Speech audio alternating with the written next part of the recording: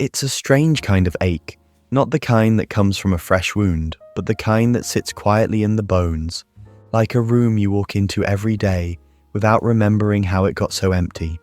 You wake up one morning and somewhere between making your coffee and checking your messages, you realize there's no one coming. No one to check if you've eaten, no one to remind you that you're doing a good job, no one to sit across the table and say, "I'm proud of you."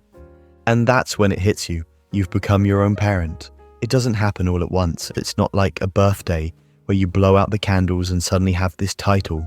It's gradual, a slow shift from expecting someone to hold you to realizing the only arms around you are your own.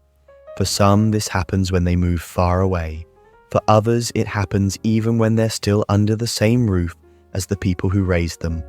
Sometimes, it's because the people who were supposed to protect you simply didn't know how. Sometimes it's because life pulled them away, by distance, by sickness, by struggles they couldn't escape. And sometimes they're still here, but not in the way you need them to be. The pain isn't always loud, it's in the quiet moments, when you're cooking dinner for one and realize nobody's going to ask how your day went. It's in the nights when something good happens and you instinctively reach for the phone, only to remember there's no one on the other side who will celebrate it the way you hope. It's in those moments when life feels heavy and you realize you're the one who has to hold yourself together. There's no safety net anymore. You are the safety net. And here's the hardest part. No one tells you how much energy this takes. When you're a child, you imagine adulthood as freedom.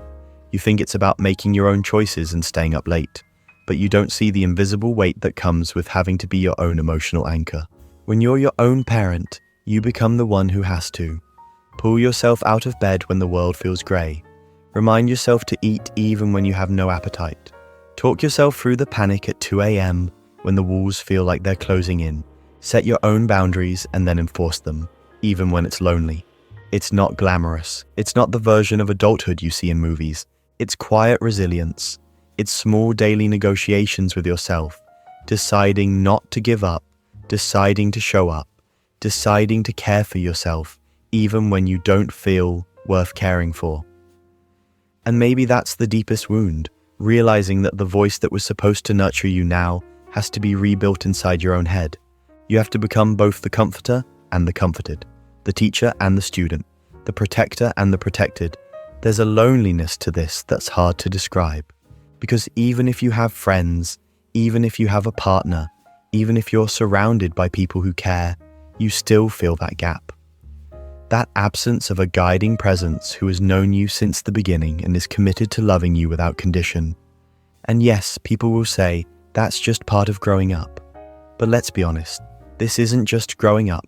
This is stepping into a role you never felt fully prepared for, because you were still hoping somewhere deep down that maybe someone else would still show up for you.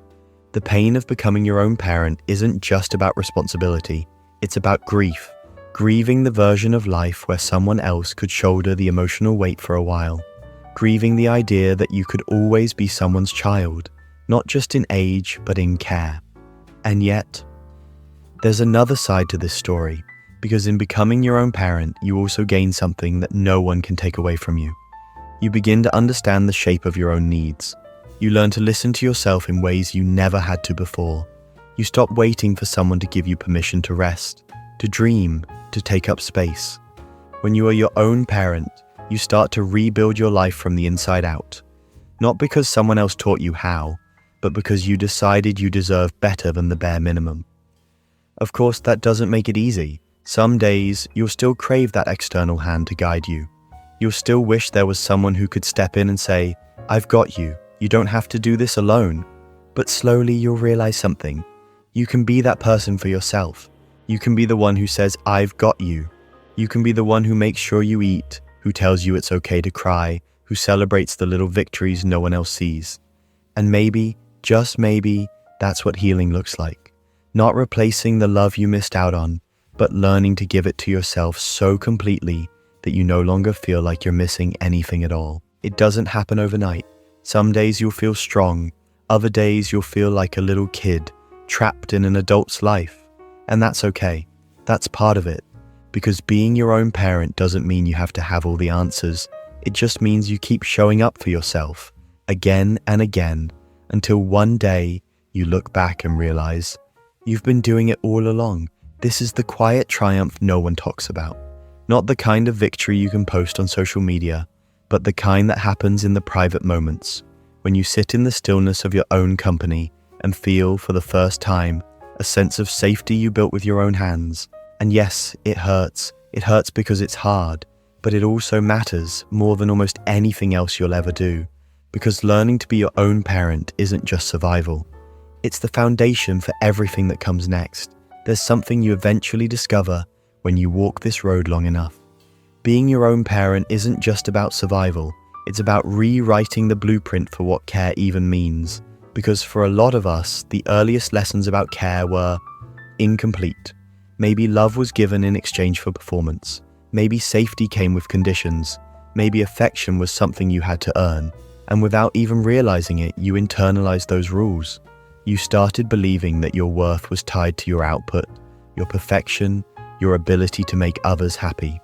But when you take on the role of your own parent, you start to see those old patterns for what they are. Not truths, but inherited scripts. And the beauty is, you get to decide which ones to keep and which ones to throw away. This is where the work deepens, because becoming your own parent means becoming intentional about how you speak to yourself. You learn to trade the inner critic for an inner coach. You stop asking, am I doing enough? And start asking, am I okay? What do I need right now? And that shift changes everything. See, when you're your own parent, you realize care isn't just about fixing problems. It's about presence. It's about showing up for yourself, even when there's nothing urgent to solve. It's about saying, I see you, on the good days, not just the bad ones. The truth is, you might feel silly congratulating yourself for something small. But here's the thing, those old voices aren't in charge anymore. You are. And as you practice, something shifts. You start to notice that the comfort you used to wait for from others, you can generate it yourself. You realize you can create a home inside your own body, one where you are always welcome. It's not about cutting yourself off from others. It's about no longer needing them to fill a hole they can't fill. Because the truth is, even the most loving people in your life can't read your mind. They can't always know exactly what you need in the exact moment you need it. But you can. And when you learn to meet those needs yourself, you stop feeling like you're living in constant emotional debt. Becoming your own parent is an act of emotional independence, but it's also an act of deep compassion. It's telling yourself, I'm worth taking care of, and meaning it. And yes, some days you'll still want to be taken care of by someone else. That's human. Some days you'll still wish for that unconditional presence you missed. And that's okay too. You don't have to pretend you don't want it. But now you have something to lean on when it's not there. You. Here's what's beautiful. Over time, this changes the way you move through the world. When you are your own parent, you stop looking at relationships as lifelines. You stop choosing people just because they can save you from loneliness. Instead, you choose people because you genuinely want to share your life with them, not because you're hoping they'll fix what's broken.